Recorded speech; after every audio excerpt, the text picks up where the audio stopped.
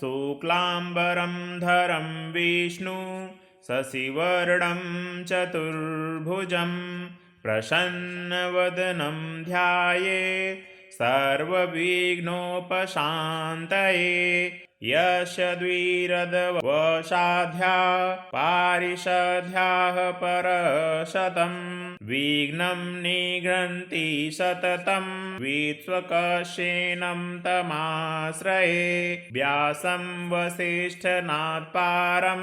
शक्ते पौत्रं कल्मषम् पराशरात्मजं वन्दे सुकतातं तपोनिधिं। व्यासाय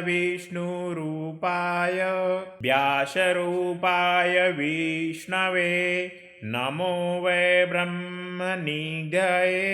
वसिष्ठाय नमो नमः। अविकाराय शुद्धाय नित्याय परमात्मने सदैकरूपरूपाय विष्णवे सर्वजिष्णवे। यस्य स्मरणमात्रेण जन्मसंसारबन्धना विमुच्यते नमस्तस्मै विष्णवे प्रभविष्णवे। ॐ नमो विष्णवे प्रभविष्णवे। श्रीवैशम्पायन उवाच श्रुत्वा धर्मान् शेषेण पावनानि च सर्वशः युधिष्ठिरशान्तनवं पुनरेवाभ्यभाषत। युधिष्ठिरुवाच किमेकं दैवतं लोके किं वाप्येकपरायणं तुवन्तकं कमर्चन्त प्राप्नुयामानवा शुभम्। को धर्मः सर्वधर्माणां भवतः परमो मतः किं जपन्मुच्यते जन्तुर्जन्मसंसारबन्धना। भीष्म उवाच जगत्प्रभुं देवदेवमनन्तं पुरुषोत्तमं स्तुवन्नामसहस्रेण पुरुषः सततोत्थितः तमेव चार्चयन्नित्यं भक्त्या पुरुषमव्ययं। ध्यायनं स्तुवनं नमस्यश्च यजमानस्तमेव च अनादिनिधनं विष्णु सर्वलोकमहेश्वरं लोकाध्यक्षं स्तुवन्नित्यं सर्वदुःखातिगो भवे। ब्रह्माण्ड सर्वधर्मज्ञं लोकानाकीर्तिवर्धनं लोकनाथं महाद्युतं सर्वभूतभवोद्धवम्। एष ते सर्वधर्माणां धर्मोऽधिकतमो मतः यद्भक्त्या पुण्डरीकाक्षं तवैरर्चे नरः सदा। परमं यो महत्तेज परमं यो महत्तपः परमं यो महदुह्यं परमं यपरायणं। पवित्राणां पवित्रं यो मङ्गलानां च मङ्गलं दैवतं दैवतानां च भूतानां योग्यय पिता। यत सर्वाणि भूतानि भवन्त्यादियुगागमे यस्मिंश्च प्रलयं यान्ति पुनरेव युगक्षये। तस्य लोकप्रधानस्य जगन्नाथस्य भूपते विष्णोर्नाम सहस्रं मे शृणु पापभयापहम्। यानि नामानि गौणानि विख्यातानि महात्मना ऋषिभिः परिगीतानि तानि वक्ष्यामि भूतये ऋषिर्नामा सहस्रस्य वेदव्यासो महामुनि छन्दोनुस्फुट तथा देवो भगवान् देवकीसुत अमृतांशं शुद्धवो बीजं शक्तिर्देवकी नन्दन त्रिषामा हृदयं तस्य शान्त्यर्थे विनियोज्यते विष्णु जिष्णु महाविष्णु प्रभविष्णु महेश्वरम् अनेकरूप दैत्यान्तं नमामि पुरुषोत्तम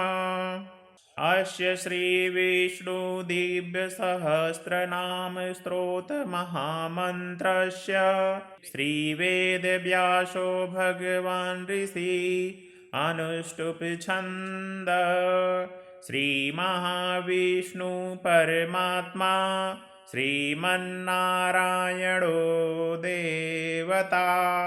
अमृतांशशुद्धवो महामुनिरिति बीजं देवकी नन्दनष्टेति शक्ति उद्भवक्षोभणो देव इति परमो मन्त्र शङ्खभिन्नन्दकी चकृति कीलकम् शङ्खघ्नन्वा गदाधरम् इत्यस्त्रम् रथाङ्गपाणिरक्षोभ्य इति नेत्रम् त्रिशामाशामगशामेति कवचम्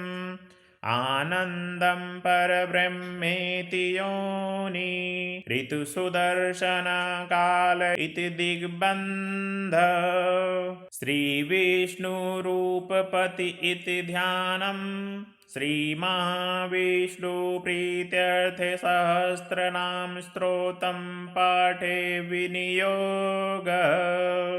क्षीरोदन्वत्प्रदेशे शुचिमणि विलसत्येकमौक्तिकान्तान् ॐ शान्ताकारं भुजगशयनं पद्मनाभं सुरेशं विश्वाधारं गगनसदृश मेघवर्णशुभाङ्गनं लक्ष्मीकान्तं कमलनयनं वन्दे विष्णुभवभयहरं सर्वलोकनाथं मेघश्यामं पीतकौशेयवासं श्रीवत्साङ्ककौस्तुभोदासिताङ्गं पुण्योपेतं पुण्डरीकायताच्च विष्णु वन्दे सर्वलोकैकनाथं नमः समस्तभूतानामादिभूताय भ्रूभृते अनेकरूपरूपाय विष्णवे प्रभविष्णवे शङ्खचक्रसकिरीटिकुण्डलं सपीतवस्तं सरसीरुहेच्छडम् सहारवक्षस्थलकौस्तुमश्रियं नमामि विष्णुं शिरसा चतुर्भुजं छायाया परिजातस्य हेमसिंहासनोपरि आसीनमम्बुदश्यामा यथाच्छमलकृतं चन्द्राननं चतुर्बाहु श्रीवत्साङ्कितवक्षस रुक्मिणी सत्यभामाभ्या सहितं कृष्णमाधवे विश्वं विष्णुवर्षकारो भूतभव्यभवत्प्रभु भूतकद्भूतमद्भावो भूतात्मा भूतभावना भूतात्मा परमात्मा च मुक्ताना परमागति अव्यय पुरुष साक्षी क्षेत्रज्ञोचर एव च योगो योगविदानेत्रा प्रधान पुरुषेश्वर नारसिंह वपु श्रीमान् केशव पुरुषोत्तम सर्वशिवस्थाणु भूर्तादिर्निघिरव्यय शम्भवो भावनो भर्ता प्रभव प्रभुरीश्वर स्वयंभूशम्भुरादित्य पुष्कराक्षो महाश्वन अनादिनिघनो घाता विधाता धातुरूतम अप्रमेयो ऋषिकेश पद्मनाभोमर प्रभु विश्वकर्मा मनुस्त्वष्टा स्थविष्ठस्थविरो ध्रुव अग्राहा शाश्वत कृष्णो लोहिताक्ष प्रतर्दन प्रभूतस्की कुबाध कुब्धाम पवित्रं मङ्गलं परम् ईशान प्राणद प्राणो ज्येष्ठ श्रेष्ठ प्रजापति हिरण्यगर्भो भूगर्भो माधवो मधुसूदन ईश्वरो विक्रमी धन्वी मेधानी विक्रम क्रम अनुत्तमो दुराघर्ष कृतज्ञ कृतिरात्मवान् सुरेश शरणं शर्म विश्वरेता प्रजाभव अह संवत्सरो व्याल प्रत्यक्ष सर्वदर्शन अज सर्वेश्वर सिद्ध सिद्धि सर्वादिरच्युत वृषाकपीरमेयात्मा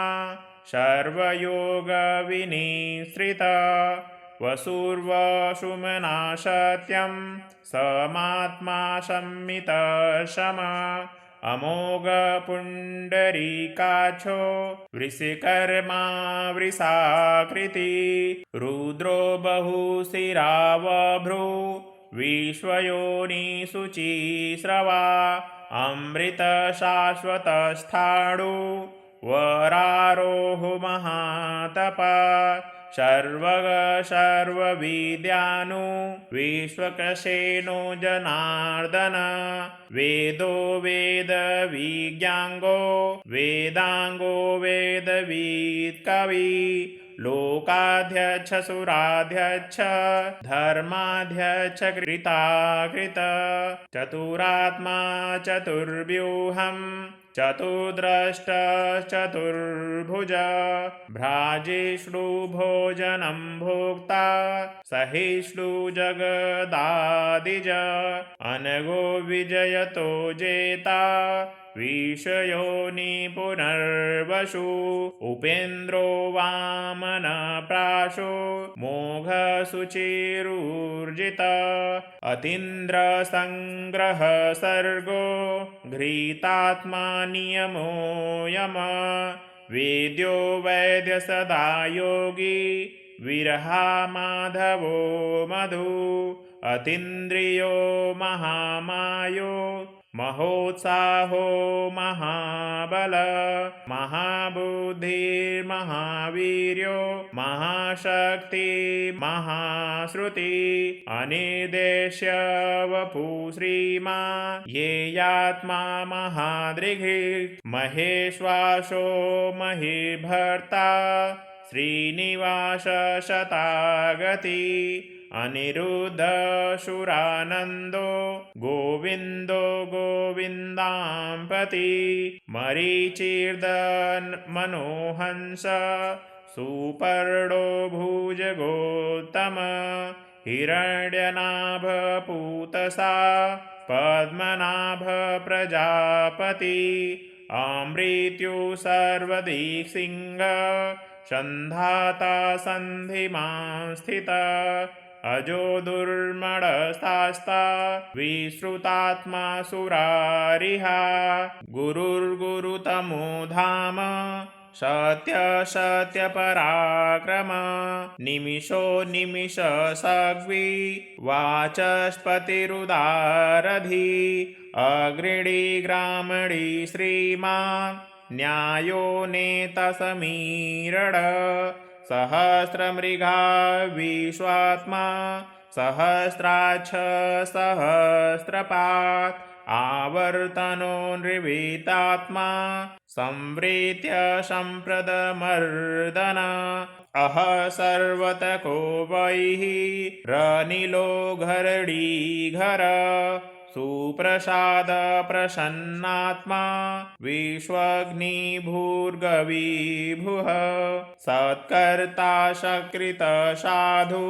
जहुः नारायणो नर असंख्यो प्रमेयात्मा विशिष्ट श्रेष्ठ कीच्छुचि सिद्ध्यार्थ सिद्ध संकल्प सिद्धिद सिद्धि साधनम् वृषाहि वृषभो विष्णु वृषपर्वा वृषोदर वर्धनो वर्धनामश्च विविक्तश्रुतिसागर सुभुजो दुर्धरो वाग्मी महेन्द्रो वसुदो वसु नैकरूपो बृहद्रूप सिपिविष्टप्रकाशन ओजस्तेजोद्युतिधर प्रकाशात्मा प्रतापन हृदस्पष्टाक्षरो मन्त्र छन्दासुर्भास्कर श्रुति अमृताश शुद्धवो भानु शशबिन्दुसुरेश्वर औषधं जगत सेतु सत्यधर्मा पराक्रम भूतभव्यवधनाथ पवनो पावनो नल कामः कामकृतान्त काम कामप्रद प्रभु युगाद्रिकीद्युगातो नैकमायो महाशन अदृशयो व्यक्तिरूपश्च सहस्रजिदनन्तजी इष्टो विशिष्टविष्टेष्ट श्रीखण्डिनुः सोवृष कोघः कोघकृत्यार्ता विश्वबाहुर्महीघर अच्युत प्रथित प्राण प्राणदो वासनानुज अपानिधिरधिष्ठा नम प्रमत्त प्रतिष्ठित स्कन्द स्कन्धरो धूर्यो वर्दो वायुवाहन वासुदेवो बृहन्द्यानु रादिदेव पुरन्दर अशोकस्तारणस्तार शूरशौरिर्जनेश्वर अनुकूल सतावर्त पद्मी पद्मनिभेक्षण पद्मनाभोरविन्दाश्च पद्मगर्भ शरीरभृ महर्षिरिध्यो वृद्ध्यात्मा महाच्छो गरुडध्वज अतुल सर्वो भीमा समयज्ञो हविर्हरि सर्वलक्षणलक्षण्यो लक्ष्मीवान् समीतिज विचरो रोहितो मार्गो हेतुर्दामोदरशः महीघरो महाभागो वेगवानमितासन उद्भवक्षोभणो देव श्रीगर्भ परमेश्वर करणं कारणं कर्ता विकर्ता गहनो गुह व्यवसानो व्यवस्थान संस्थान स्थानदो ध्रुवम् परर्दिध परमस्पष्ट तुष्टपुष्ट शुभेच्छड रामो विरामो वीरजो मार्गो नयो नय वीरशक्तिमतां श्रेष्ठो धर्मो धर्मविदुतम वैकुण्ठपुरुष प्राण प्राणद प्रणव पृथु हिरण्यगर्भशत्रुघ्न व्याप्तो वायुरघोषज ऋतुसुदर्शनकाल परमेष्ठी परिग्रह उग्रसंवत्सरो दक्षो विश्रामो विश्वदक्षिण विस्तारस्थावरस्थाणु प्रमाणं बीजमव्ययम् अर्थोऽनर्थो महाकोशो महाभोगो महाघन अनिर्वीडर्थविष्टो भूर्धर्मो यूपो महामख नक्षत्रनेमि नक्षत्री क्षम क्षाम समीहनम् यज्ञैज्यो महेज्यश्च क्रतुसत्रसतां गति सर्वदसी विमुक्तात्मा सर्वज्ञो नाममुत्तमं श्रुवत सुमुखं श्रुच्छं सुघोषसुखदश्रुवत् मनोहरो जितक्रोधो वीरबाहुविदारण स्वापनश्ववशो व्यापी नैकात्मानैककर्मकृत वत्सरो वत्सलो वत्सी रत्नगर्भो घनेश्वर धर्मगुप्धर्मकधर्मी सदसच्छरमक्षरम् अविज्ञाता सहस्रासु विधाता कृतलक्षणम् गभस्ति नेमि सत्वस्थ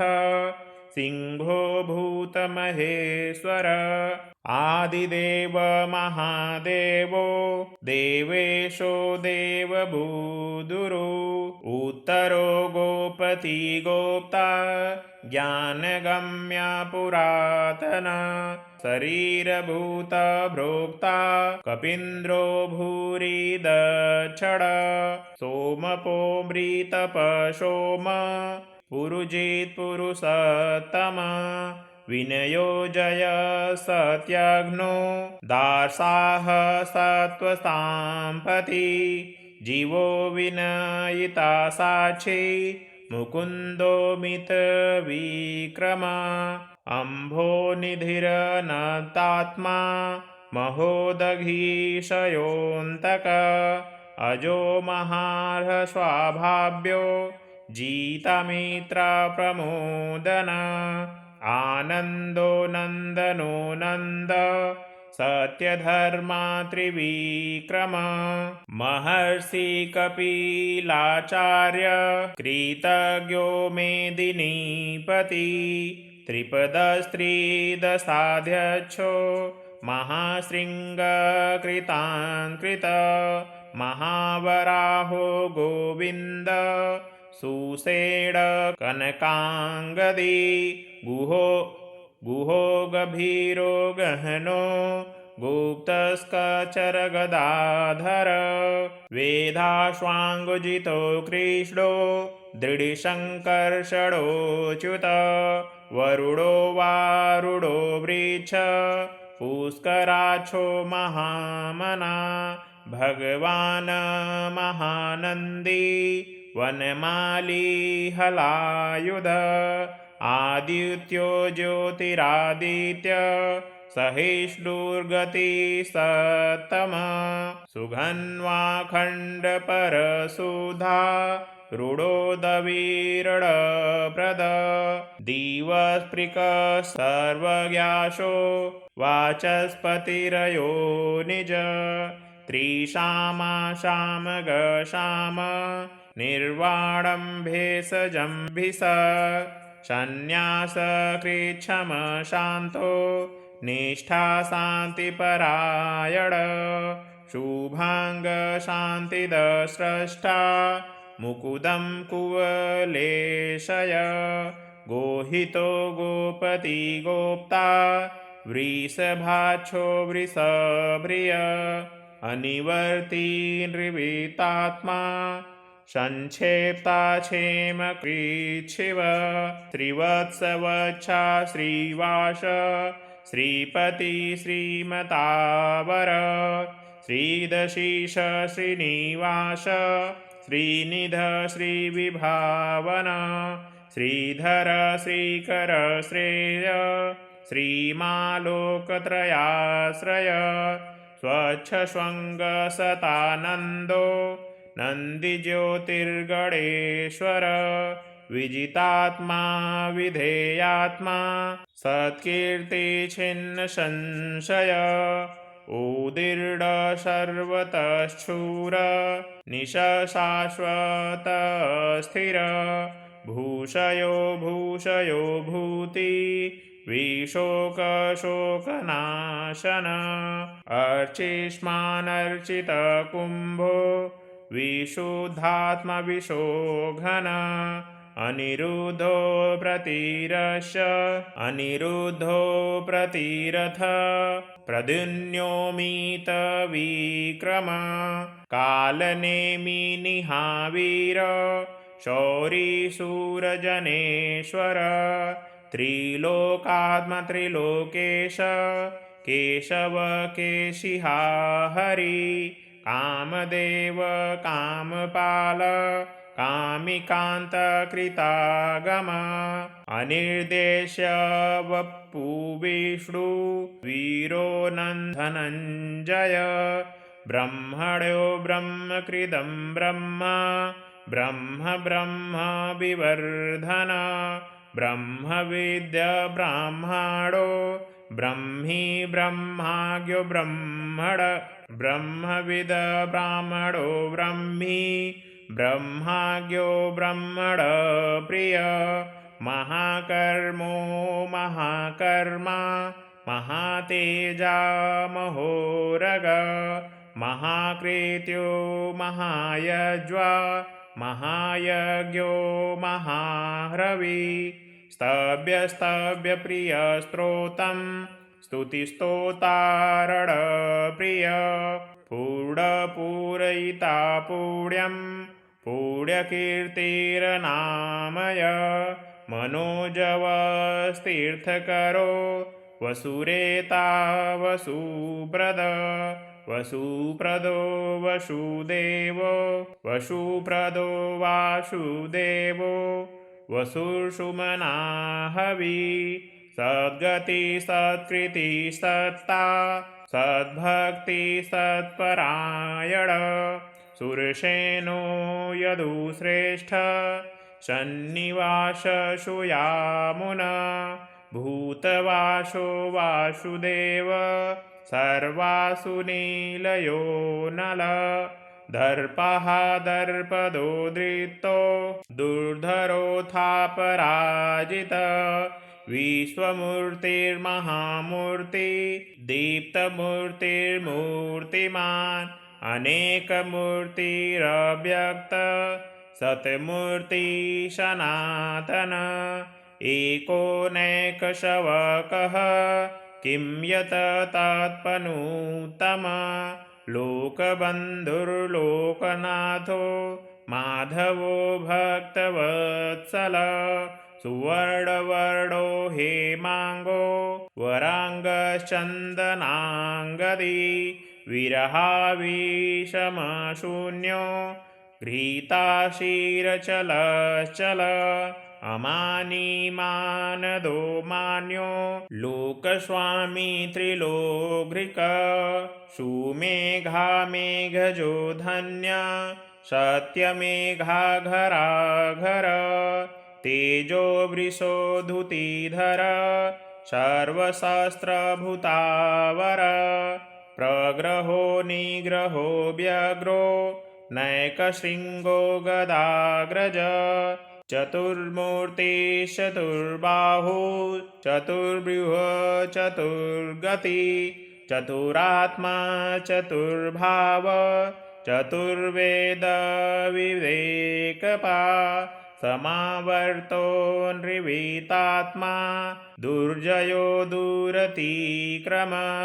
दुर्लभो दुर्गमो दुर्गो दुर्वासोऽसुरारिहा शुभाङ्गो लोकसारङ्ग सुतन्तुस्तुनवर्धन इन्द्रकर्मा महाकर्मा कृतिकर्मा कृतागम उद्भव सुन्दर सुन्दो रत्ननाभ सुलोचना आर्को वाजसुन शृङ्गी जयन्त सर्वविजयी सुवर्णबिन्दुरक्षोभ सर्ववागीश्वरेश्वर महाहृदो महागर्तो महाभूतो महानिधि कुमुदकुन्दरकुन्द पर्जन्यपावनो नील अमृताशोऽमृतवपु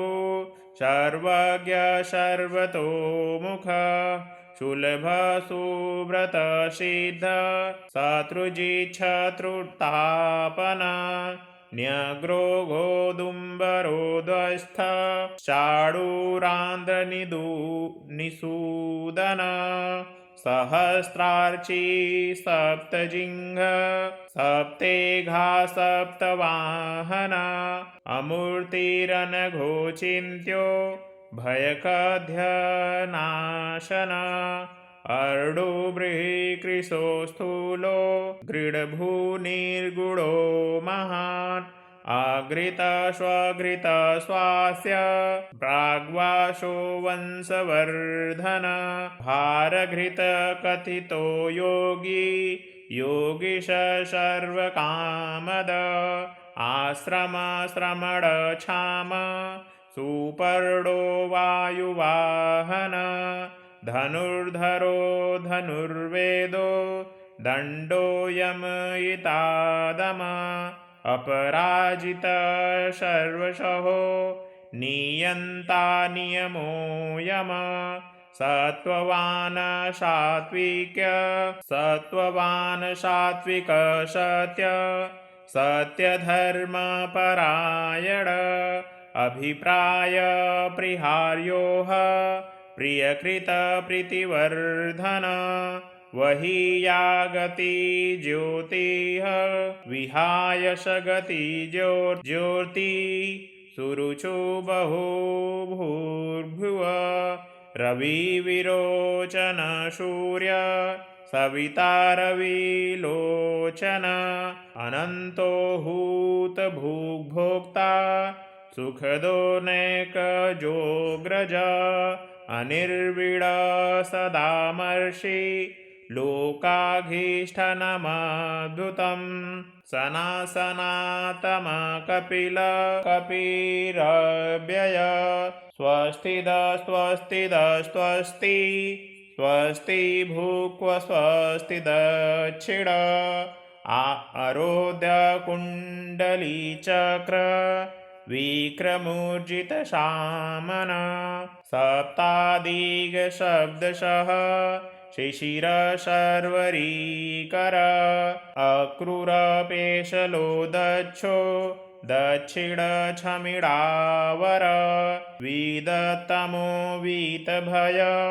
पूढश्रवणकीर्तन उत्तारणो दुष्कृता पुण्यो दोषपनाशन विरहारक्षडशान्तो जीवनपर्यवस्थितम् अनन्तरूपो ननन्त्रिजि तन्मयो भवापः चतुरच्छो गभीरात्मा विदिशो व्यादिशो दिश अनादिर्भूर्भवो लक्ष्मी सुवीरो रुचिराङ्गद जननो जनजनन्मादि भीमो भीमपराक्रम अघारनिलयो घाता पुष्पहास प्रजागर ऊर्ध्वग सत्पथाचार प्राणद प्रवणपड प्रमाणं प्राणनिलय प्रणमृत्प्राणजीवन तत्त्वं तत्त्वविदेकात्मा जन्ममृत्युपरागित भूर्भुवः स्वस्तरोत्तार सविता प्रपीतामहः यज्ञो यज्ञपवीत्याज्ञ यज्ञाङ्गो यज्ञवाहन यज्ञवृद यज्ञकृद यक्षी यज्ञभुग यज्ञसाधन यज्ञान्तकृद यज्ञगुह्यं न मनाद एव च आत्मयोनि स्वयजातो वैखानसामगायन देवकीनन्दन स्रष्टा क्षितिश पापनाशन शङ्खभृन्नन्दिकी चक्रे शाङ्गघत्वा गदाधर स्थाङ्गपाणिरक्षोभ्य सर्वप्रहरायुध वनमाली गदिशाङ्गी शङ्खी चक्री च नन्दकी श्रीमान् नारायणो विष्णु वासुदेवभिरक्षतु इतीदं कीर्तनीयस्य केशवस्य महात्मना नाम्रासहस्रदिव्यानां शेषेण प्रकीर्तित यः इदं शृणुयान्नित्यं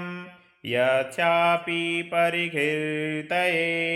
नाशुभं प्राप्नुयात् किञ्चित् सोमुहेह च मानव वेदान्तगो ब्राह्मण स्याच्छत्रियो विजयी भवे वैश्यो घनसमृद्ध स्याच्छूदसुखमाप्नुयात् धर्मार्थी प्राप्नुयात् धर्मा मर्थार्थी चर्तुमाप्नुयात् कामान् वाप्नुयात् कामी प्रजार्थी प्रपुयात् प्रजां भक्तिमान् यशदोताय शुचिस्तद्मानस सहस्रं वासुदेवस्य नाम्रामेत प्रकीर्तये यज्ञप्राप्नोति विपुलं ज्ञातिप्राधान्यमेव च अचलां श्रियमाप्नोति श्रेयं प्राप्योनुत्तमं न भयं कचिदानोति वीर्यतेजस्य विन्दति भवत्यरोगो धुतिमान् बलरूपगुणान्वित रोगार्तो मुच्यतो रोगा द्वन्द्वो मुचेत बन्धना भयान्मुचेत भीतस्तु मुचेतापन्न आपद दुर्गाण्यतीरतत्यासु पुरुषोत्तम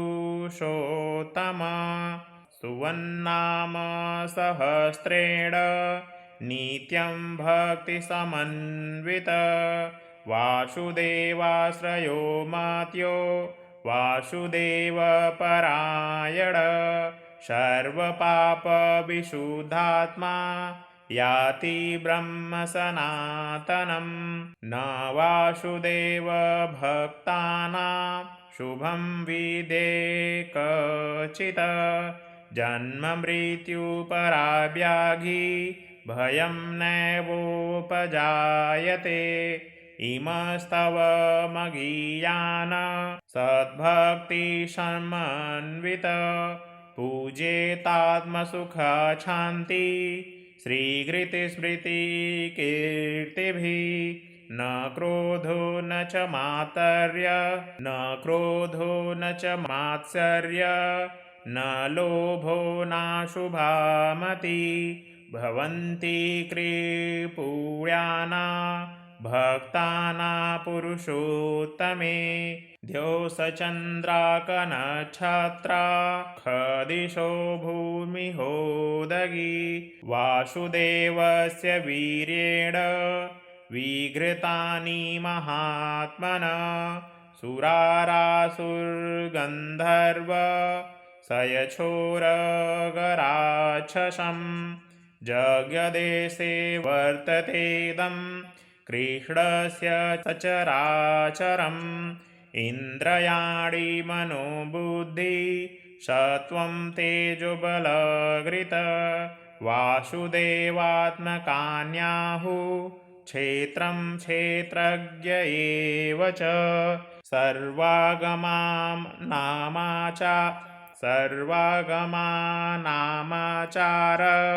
प्रथमं परिकल्प्यते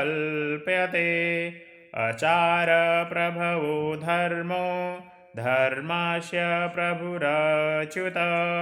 ऋषयोऽपीतरो देवा महाभूतानि घातव जङ्गमाजगं चेदं जगन्नारायणोद्भवं योगो ज्ञानं तथा सांख्य विद्याशिल्पादिकर्म च वेदाशास्त्राणि विज्ञानमेतत् सर्वजनार्दना एको विष्णुर्महोद्युत पृथग्भूतान्यनेशक त्रिलोकाव्याभूतात्मा मुक्ते विश्वभुगव्यय इमं स्तवं भगवतो विष्णुव्यासेन कीर्तितं पठेद्य इच्छेत पुरुष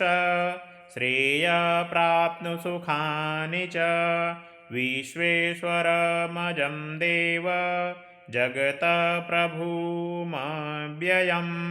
भजन्ति ये पुष्कराच्छं न ते यान्ति पराभवम् ॐ नमः इति। अर्जुन उवाच पद्मपत्रविशालाक्ष पद्मनाभसुरोत्तमं भक्तनामनुरक्तानां त्राता भव जनार्दनं। श्रीभगवान् उवाच यो मां सहस्रेण स्तोतुमिच्छति पाण्डव सोऽहमेकेन लोकेन स्तुत एव न संशय। व्यास उवाच वासनाध्यासु देवस्य वासितभुवनत्रयं सर्वभूतनिवासोऽसि वासुदेव नमोऽस्तु ते। पार्वत्य उवाच केनोपायेन लघुना विष्णो नाम सहस्रकं पठ्यते पण्डितैः नित्यं श्रोतुमिच्छाम्यहं प्रभो। ईश्वर उवाच श्रीराम राम रामेति रमे रामे मनोरमे सहस्रनाम तत्तुल्यं रामनाम विरानमे। नमोऽस्त्वन्तनाय सहस्रमूर्तये सहस्रपादाच्छिशिरोरुबाहवे सहस्रनामे पुरुषाय शाश्वते सहस्रकोटियुगधारिणे नमः। सहस्रकोटियुगधारिणे ॐ नमः इति। ॐ तत्सदिति महाभारते शतसाहस्रा सहीयाता वैयासिकयामानुशासनिके पर्वणि भीष्मयुधिष्ठिरसंवादे श्रीविष्णो दिव्यसहस्रनाम स्तोत्रम्। संजय उवाच यत्र योगेश्वर कृष्णो यत्र पार्थो धनुर्धर यत्र विजयतो धूति ध्रुवा नीतिर्मतिर्मम। श्रीभगवान् उवाच अनन्या चिन्तयन्तो मां ये जना पर्यपासते तेषां योगक्षेमं वहाम्यहम्। परित्राणाय साधूनां विनाशाय च दुष्कृतं परित्राणाय साधूनां विनाशाय च दुष्कृता धर्मसंस्थापनार्थाय सम्भवानि युगे युगे आर्ता विषडाशिथिलाश